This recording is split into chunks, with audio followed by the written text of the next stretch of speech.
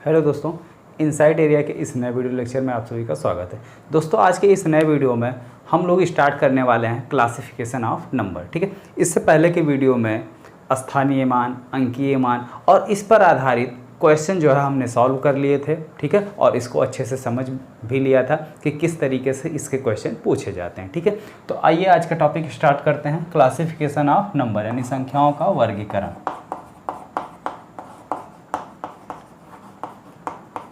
Classification of number.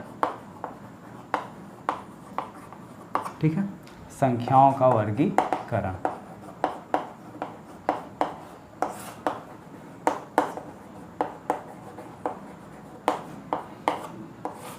ठीक है, संख्याओं का वर्गीकरण। अगर इसको हम डिवाइड करें तो संख्याएं जो है हमारी दो टाइप की। ठीक है, इसको जो है दो भागों में डिवाइड किया गया है। पहले तो रियल नंबर, ठीक है, यानी कि वास्तविक संख्या, रियल नंबर्स, जिसको हम लोग बोलते हैं वास्तविक संख्याएं, वास्तविक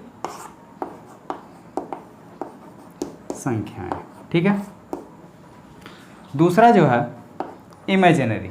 ठीक है,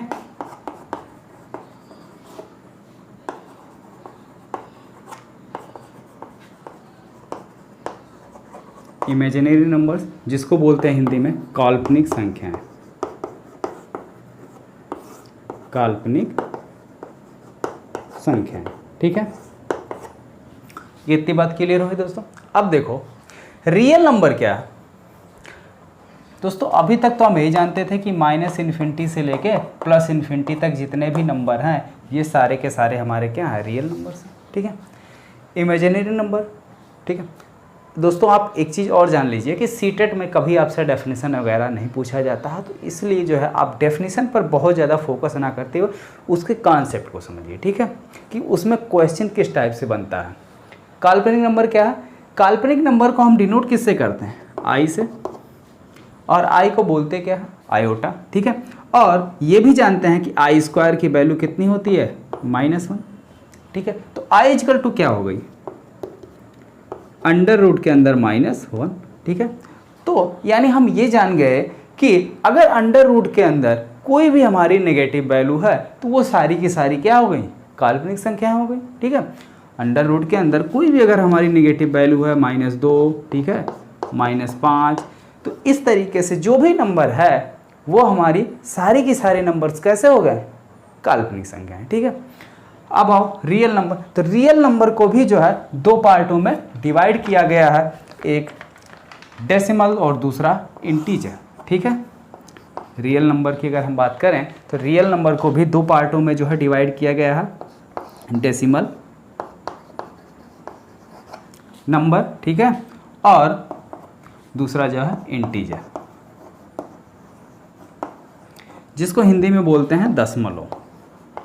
ठीक है, इसको बोलते हैं दशमलव की संख्याएं, और इसको जो बोलते हैं पूर्णांक। ठीक है, पूर्णांक, यहाँ नाम से ही क्लियर हो रहा है कि पूरा पूरा अंक। ठीक है, यहाँ पे दशमलव में कुछ भी नहीं आना चाहिए, बिल्कुल पूरा अंक होना चाहिए, चाहे वो -2 हो या -5 हो या +5 हो। ठीक है, पूरा पूरा अंक पूरा होना चाहिए। ठीक है, दशमलव में नहीं, ऐसा नहीं कि 1.5, 1.2। ठीक है, ये हमारे जो है पूर्णांक नहीं हुए। ठीक है, वो फिर किस में आ जाएंगे? दशमलव में। ठीक है, अब देखिए दशमलव में भी हमारे जो है दो टाइप के दशमलव होते हैं, एक जो होता है रेकरिंग, दूसरा नॉन रेकरिंग। ठीक है, दशमलव भी हमारे दो टाइप के होते हैं, पहला रिकरिंग, दूसरा नॉन रिकरिंग। ठीक है,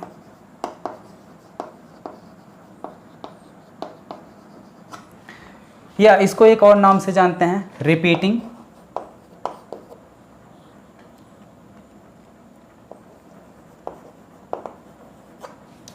और नॉन रिपीटिंग। ठीक है, इसको एक नाम से हम और जानते हैं, क्या बोलते हैं? टर्मिनेटिंग,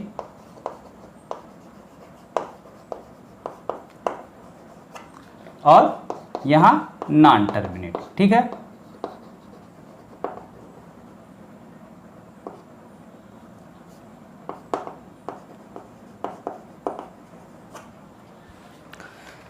रिपीटिंग का मतलब होता है पुनरावृत्ति, ठीक है। अगर हमारा कोई दशमलव, ठीक है, अगर हमारा कोई दशमलव इस टाइप से हो, जैसे 0.3333 ये ऐसे आ रहा हो, ठीक है, तो यहाँ पे जो है 3 है, 3 क्या हो रहा है, बार बार आ रहा है, यानी रिपीट कर रहा है, रेकरिंग कर रहा है, ठीक है। तो ये जो है हमारा क्या कहलाता है, रेकरिंग वाले दशमलव हो गए, ठीक है। अगर यही हमारा कुछ इस तरीके से हो, 2.34687 इस तरीके से। अब यहाँ पे ये देखो कि कोई भी नंबर ऐसा नहीं है जो रिपीट कर रहा हो, ठीक है, तो ये हमारे जो है किस में आते हैं, नॉन रिकरिंग में या नॉन रिपीटिंग में, ठीक है। लेकिन यहाँ पे जो एक वर्ड और आया है टर्मिनेटिंग, इसका क्या मतलब है, ठीक है, इसका जो मतलब है ये थोड़ा सा अलग है। इसका क्या है, जैसे ये हमारी दशमलव की संख्या है रिपीटिंग वाली, यानी जो बार बार जो है वही चीज़ आ रही है, ठीक है, रिपीट हो रही है, तो इसको हम ऐसे लिख सकते हैं ना, 0.3 का बार, भाई बार बार आ रहा तो हमने बार लगा दिया, ठीक है। अब बार वाली संख्याओं को क्या करते हैं हम, इसको सॉल्व करने के लिए 3 और बटे में जितनी संख्या पर बार लगा हुआ होता है नीचे उतने हम 9 लिख लेते हैं, ठीक है। इसके ठीक नीचे हमने कितना लिख लिया, 9। अब ये सॉल्व होकर कितना आ गई, 1/3, कितना आ गई, 1/3।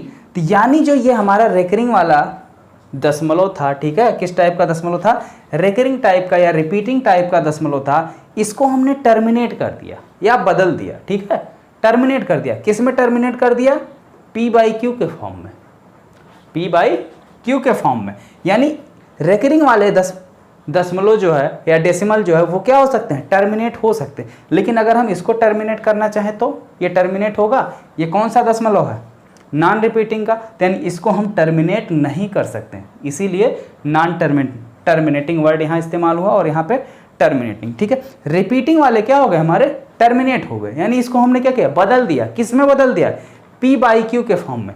अब कोई भी संख्या अगर हम p/q के फॉर्म में बदल दिए, ठीक है, ये चीज़ हमारी इसमें टर्मिनेट हो गई, यानी कन्वर्ट हो गई। तो अब क्या आ गई, p/q के फॉर्म में इसको हमने क्या कर सकते हैं, चेंज कर सकते हैं। किसको, रेकरिंग वाले डेसिमल को, ठीक है, रेकरिंग डेसिमल को हम p/q को, लेकिन कब, जब q not equal to 0, q की वैल्यू जो है वो 0 के बराबर नहीं होनी चाहिए। अगर 0 के बराबर हो गई तो क्या हो जाएगा, 0 से अगर हम किसी भी संख्या में भाग देते हैं तो वो क्या बन जाता है, इन्फिनिटी बन जाता है, ठीक है। तो इसीलिए q की वैल्यू यहाँ पे 0 नहीं होगी। तो यानी टर्मिनेट होके क्या मिल गया हमको, रेशनल नंबर, ठीक है, यानी परिमेय संख्याएं। ये टर्मिनेट होकर p/q का फॉर्म हो गया और p/q को हम क्या बोलते हैं, रेशनल नंबर, रेशनल नंबर, या हिंदी में बोलें तो परिमेय संख्या, ठीक है। अगर हमारा नॉन टर्मिनेटिंग है तो ये किस में कन्वर्ट होगा, या इसको हम क्या बोल देंगे, इरेशनल नंबर,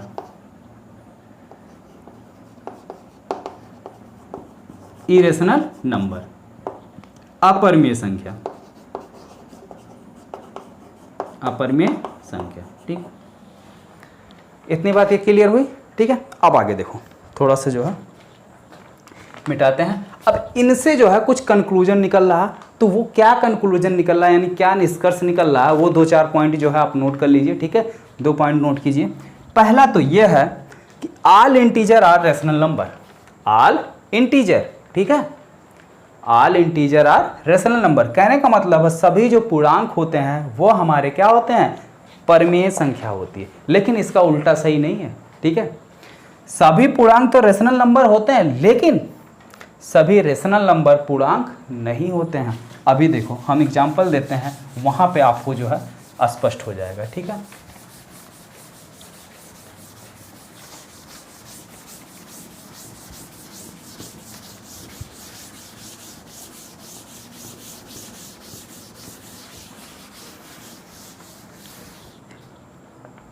देखो पॉइंट नोट करो। पहला पॉइंट है कि all integer are rational number.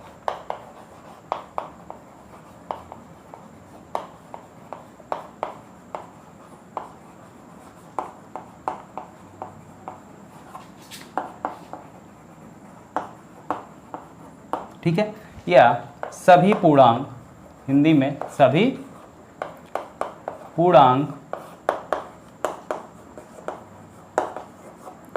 परिमेय संख्याएं होती हैं, परिमेय संख्याएं होती हैं, लेकिन इसका उल्टा सही नहीं है। But converse is not true. जैसे मान लो पूर्णांक, पूर्णांक का मतलब क्या होता है? पूरा पूर्णांक, 2, 3, -5, ठीक है, ये हमारे क्या पूरे पूरे अंक है। अब परिमेय संख्या होने के लिए क्या होना चाहिए? p/q के फॉर्म में होना चाहिए। तो यहाँ हमने बटे 1 लिख दिया, कोई फर्क पड़ा? नहीं पड़ा, ठीक है, ये p/q के फॉर्म में चेंज हो गया, ठीक। लेकिन उल्टा क्यों नहीं सही है? जैसे मान लो ये हमारा 1/2 क्या है? परिमेय संख्या है। अगर इसको हम सॉल्व करें क्या आ जाएगा? 0.5। ये तो डेसिमल नंबर आ गया ना, इंटीजर तो नहीं हुआ, पूर्णांक नहीं है ना। तो इसीलिए जो है इसका कन्वर्स यानी इसका उल्टा जो है सही नहीं है। दूसरा पॉइंट नोट करो,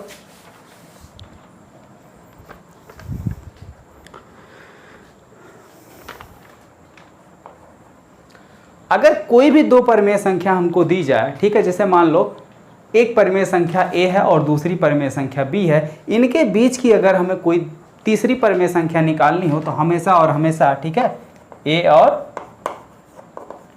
b के बीच की परिमेय संख्या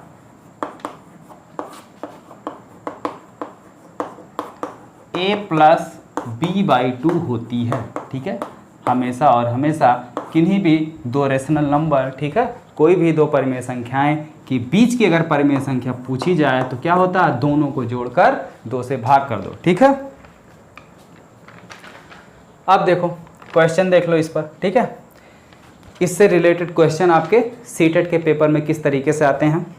जैसे मान लो आपको दे दिया जाए -1/3 है या -1/4 ले लो और 3/8 ले लो, ठीक है। इसके बीच की कोई परिमेय संख्या अगर हमसे पूछ रहा तो हम क्या करेंगे? सॉल्व करो फटाफट। क्या करेंगे? सीधे वैल्यू रखो, यानी -1/4 प्लस 3/8/2, ठीक है। तो एलसीएम ले लो, 4 और 8 का एलसीएम आएगा 8, टोटल बटे 2 ही है। तो 4 का कितना गुना हो गया? 4 दूनी 8 यानी 2 गुना हो गया। तो ऊपर भी 2 से गुणा कर दो, तो ऊपर -1 है तो 2 से गुणा करेंगे -2। 8 की जगह 8 ही है तो ऊपर भी कोई फर्क नहीं पड़ेगा, ठीक है। ये हुआ कितना? 1/8/2। अब ये 8 आ जाएगा नीचे तो 8 दूनी 16, 1/16, ठीक है, 1/16, क्लियर। तो इसके बीच की जो हमारी परिमेय संख्या आई वो क्या आई? 1/16। अब एक बात का और ध्यान रखना, अब जैसा कि हमने आपसे कहा कि a और b दो संख्याएं हैं, इसके बीच की परिमेय संख्या हमेशा क्या होती है? दोनों को जोड़ के आधा कर दो। अब दोनों को जोड़ के आधा करने का मतलब इसको जो है ऐसा मत लिख देना 5/8/2 यानी 5/16। ये एक बात की श्योरिटी है कि अगर आपके सीटेट की पेपर की बात करें हैं तो ऑप्शन में ये भी आपका होगा, ठीक है, ऑप्शन में ये भी होगा। अब इसको मत लगा देना, क्योंकि भाई साइन के साथ जब भी हम चीज़ों को प्लस करते हैं या जोड़ते हैं या घटाते हैं तो उसमें क्या करते हैं? साइन इंपॉर्टेंट रखता है ना, प्लस है कि माइनस है उसको देख के ही काम करते हैं ना। तो यहाँ पे साइन देख लेना, एक माइनस है एक प्लस है, ठीक है। तो माइनस प्लस हमेशा क्या होता है? माइनस होता है। और चिन्ह जिस उसी का लगता है जो सबसे बड़ा होता है। तो इसमें सबसे बड़ा कौन है? 3 है बड़ा, तो इसलिए चिन्ह जो है प्लस का लग गया, क्लियर। एक आध क्वेश्चन और करो। जैसे मान लो अगला क्वेश्चन है कि -3/11 और -2/7 के बीच की परिमेय संख्या क्या होगी? क्या करोगे? दोनों को जोड़कर 2 से भाग कर दो। तो a की जगह हम क्या रखेंगे? -3/11, बीच में प्लस लगा हुआ है। b की जगह क्या रखेंगे? -2/7, ठीक है, और /2। सॉल्व कर लो तो यहाँ क्या हो जाएगा? -3/11 प्लस -2/7 को बटे में 2। एलसीएम ले लेंगे, कितना आएगा? एलसीएम हो गया 77। तो 11 का ये कितना गुना? 7 गुना, तो 7 से इसमें भी गुणा कर दो, -21, ठीक है, माइनस। अब यहाँ पे 7 है, 7 की जगह क्या हुआ? 77, तो 77 का कितना गुना है? 11, या सीधे सीधे तिरछा गुणा कर दो, ठीक है। तो 11 दूनी 22/2, 77 आ जाएगा नीचे। तो 77 दूना कितना होता है? अरे भाई 7 दूनी 14, ठीक है, 7 दूनी 14, 145, 77 दूना कितना हो गया 154, सॉरी 45 नहीं 154, ठीक है 154 हो गया। ऊपर कितना आया, ये भी माइनस ये भी माइनस। अब ये मत कहना कि दोनों को घटा लो, ठीक है, ये भी माइनस ये भी माइनस, दोनों क्या हो जाएंगे आपस में जुड़ जाएंगे, साइन किसी एक का भी लगा दो 43। तो ये आपका आंसर आ गया, ठीक है।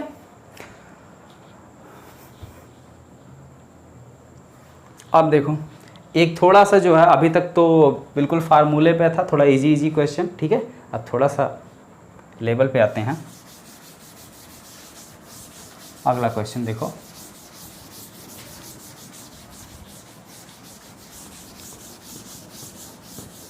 तो चीज़ें आपको क्लियर हो रही ना? अगर नहीं क्लियर हो रही तो बिल्कुल कमेंट बॉक्स आपके लिए खाली है, कमेंट करके बताइए कहाँ आपको दिक्कत हो रहा है, ठीक है। हम आपकी पूरी मदद करेंगे, ठीक है। जैसे मान लेते हैं, ठीक है, दिया हुआ x बराबर 1/9, ठीक है, तथा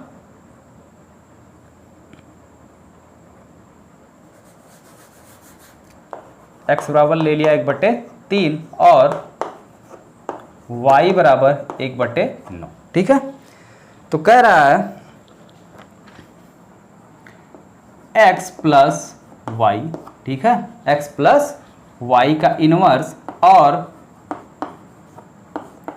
x inverse plus y inverse के बीच की परिमेय संख्या, के बीच की परिमेय संख्या ज्ञात करो, ठीक है, परिमेय संख्या ज्ञात करो। अब कैसे करोगे, ठीक है। सबसे पहले तो हम क्या करेंगे भाई, इसके और इसके बीच का ना पूछा है, तो सबसे पहले हम ये चीज़ निकालेंगे। ये क्या है, x प्लस वाई, पहले x और y को जोड़ लो, तो x और y को जोड़ोगे कितना आ जाएगा, x प्लस वाई करोगे 1/3 प्लस 1/9, एलसीएम हो जाएगा कितना 9, ये इसका कितना गुना 3 गुना है ना, तो 3 त्रिक का 9, ऊपर भी 3 से गुणा हो जाएगा +1, यानी 4/9, 4/9। अब कह रहा है इसका इनवर्स, इसका इनवर्स, तो इसका इनवर्स करने का मतलब है इसको क्या करो, पलट दो, ठीक है। यहाँ पे नहीं कर रहे, नहीं तो कोई जो है नोट करके या स्क्रीनशॉट लेके रखेगा तो बाद में बोलेगा अरे सर आपने तो गलत करवा दिया, ठीक है। तो अगली लाइन में कर देते हैं, तो x प्लस वाई का इनवर्स इक्वल टू कितना हो जाएगा 9/4, ये क्या हो जाएगा, पलट जाएगा।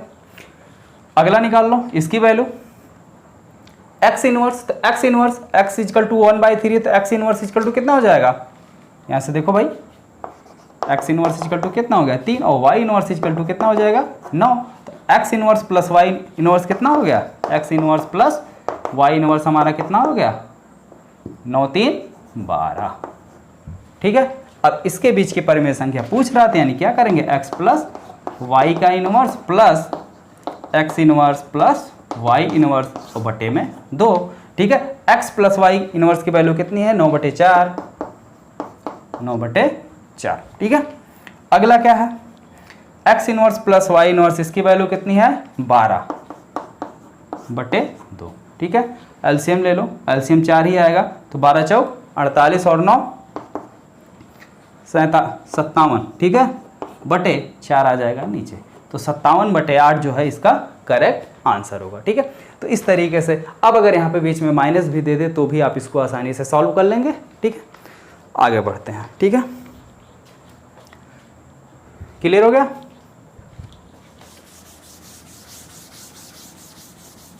ठीक है, ये तो हमने अभी तक पढ़ा डेसिमल के पार्ट में, ठीक है। डेसिमल में सबसे नीचे क्या निकला था, रेशनल नंबर, परिमेय संख्या है, तो परिमेय संख्याएं पर आधारित क्वेश्चन हो गए, परिमेय संख्याएं तक आपको बिल्कुल क्लियर हो गया। अब जो उसके बगल में हमने उसका एक और पार्ट था क्या, इंटीजर, अब उसके बारे में पढ़ते हैं, ठीक है। इंटीजर, ठीक है। अब इंटीजर को जो है हम 2 पार्टों में डिवाइड करते हैं, ठीक है। अभी तक तो हम बेसिकली 2 ही जानते थे, लेकिन यहाँ पे जो हम एक और पार्ट बना रहे हैं आपकी थोड़ा सा चीज़ों को आसान करने के लिए। अब इस थर्ड में जो है किसको रखेंगे, बस आप इसको देखिए, ठीक है। एक ऐसा नंबर है, ठीक है, जो ना तो पॉजिटिव इंटीजर में आता है और ना ही नेगेटिव। कुछ लोग तो समझ गए होंगे कि हम किसकी बात कर रहे हैं, ठीक है। तो एक होता है पॉजिटिव इंटीजर, पॉजिटिव इंटीजर, जिसको हम लोग बोलते हैं धन पूर्णांक, ठीक है, धन पूर्णांक। दूसरा नेगेटिव इंटीजर।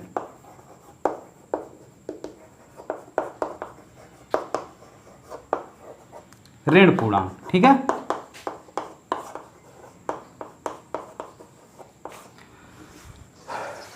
अब इसमें क्या है कि 1 से लेके इनफाइनाइट तक ये सारे के सारे नंबर हमारे धन पूर्णांक होते हैं और -1 से लेकर माइनस इनफाइनाइट तक जो है ये सब नंबर हमारे क्या होते हैं, ऋण पूर्णांक होते हैं, ठीक है। अब कोई एक नंबर ऐसा बच रहा है जो छूट रहा है, जो ना तो धन पूर्णांक में लिया गया है और ना ही ऋण पूर्णांक में, ठीक है, क्योंकि हमने बात की थी रियल नंबर की। तो रियल नंबर हमारा माइनस इनफाइनाइट से लेकर क्या होता है, प्लस इनफाइनाइट तक होता है। तो माइनस इनफाइनाइट से गिनना शुरू करेंगे तो प्लस इनफाइनाइट का मतलब तो बीच में जीरो भी कहीं आएगा रियल नंबर में, ठीक है। तो जीरो जो है हमारा ना तो पॉजिटिव इंटीजर है और ना ही निगेटिव इंटीजर है। इसको ऐसे यूं भी कह सकते हैं कि ये हमारा न्यूट्रल इंटीजर है,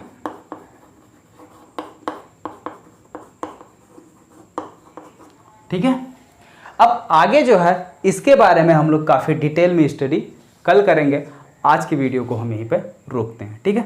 आप इतनी चीज़ें जो है जितना हमने आपको बताया है वो सारी चीज़ें तैयार कीजिए। बताया क्या है, रियल नंबर को जो है 2 पार्टों में यानी क्लासिफिकेशन ऑफ नंबर, ठीक है। एक हमने बांटा था रियल नंबर, एक इमेजिनरी नंबर, और रियल नंबर को भी हमने 2 पार्ट में तोड़ा था, ठीक है। एक डेसिमल और दूसरा इंटीजर।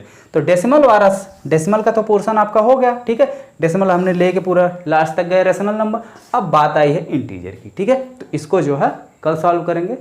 डेली जो है एक एक टॉपिक पढ़ें और अच्छे से बिल्कुल क्लियर करके पढ़ें, जिससे जो है हम लोग सीटेट के एग्जाम में अगर बैठें तो बिल्कुल मैथ में जो है पूरा धुआं ही धुआं कर दें, ठीक है। सारे क्वेश्चन को जो है यूँ सॉल्व कर लें, कोई भी क्वेश्चन हमारा गलत ना होने पाए। इस तरीके से अपनी तैयारी रखो, ठीक है। All the best.